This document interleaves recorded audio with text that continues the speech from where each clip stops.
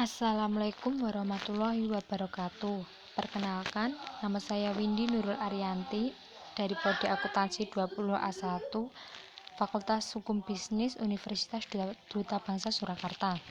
Di sini saya akan menjelaskan sedikit tentang perpajakan.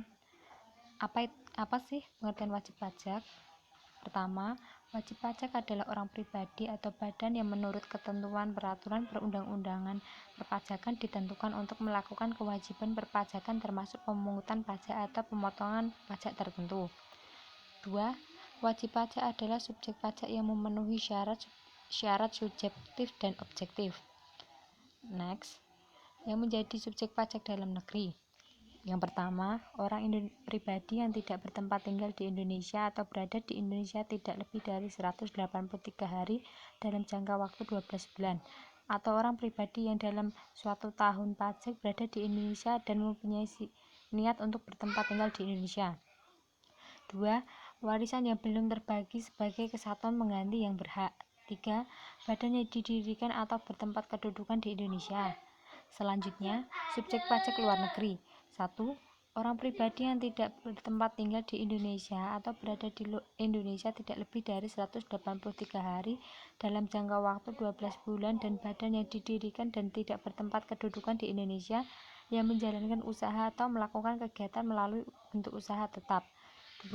Orang pribadi yang tidak bertempat tinggal di Indonesia atau berada di Indonesia tidak lebih dari 183 hari dalam jangka waktu 12 bulan dan badan yang didirikan dan tidak bertempat kedudukan di Indonesia dapat menerima atau memperoleh penghasilan dari Indonesia bukan dari menjalankan usaha melalui kegiatan bentuk usaha tetap di Indonesia. Selanjutnya, menurut status hukum, subjek pajak dalam negeri dijelaskan dalam pasal 2 ayat 3, sedangkan subjek pajak luar negeri dijelaskan dalam pasal 2 ayat 4. Kriteria yang membedakan antara subjek pajak luar negeri dan subjek pajak dalam negeri yaitu keberadaan, kehendak, dan ukuran waktu.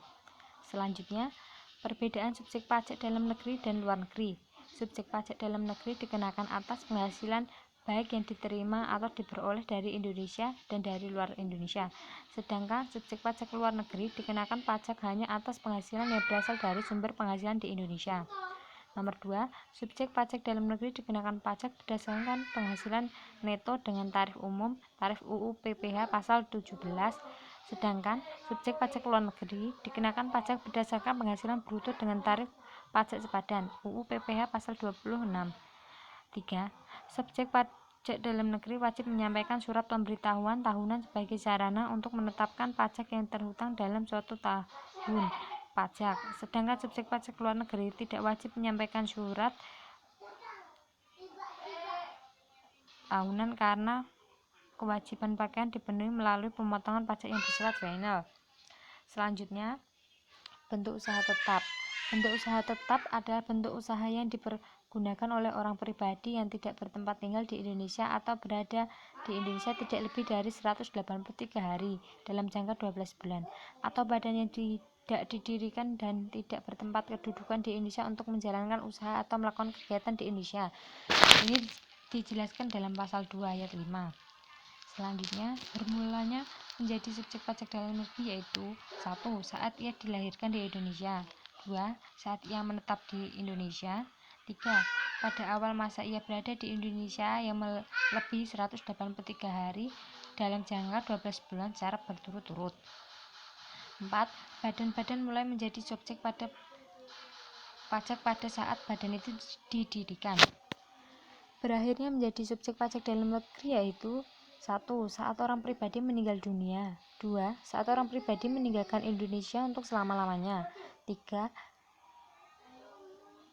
Saat orang pribadi meninggalkan Indonesia untuk selama-lamanya untuk badan yang berakhir pada saat badan itu bubar. 4. Warisan yang pada saat warisan itu terbagi. Selanjutnya, subjek pajak yang dikecualikan. Badan perwakilan negara asing. 2. Organisasi internasional. 3. Pejabat-pejabat perwakilan diplomat dan konsultan atau pejabat lain dari negara lain. 4. Pejabat perwakilan organisasi internasional. Sekian dari saya, bila ada salah mohon dimaafkan.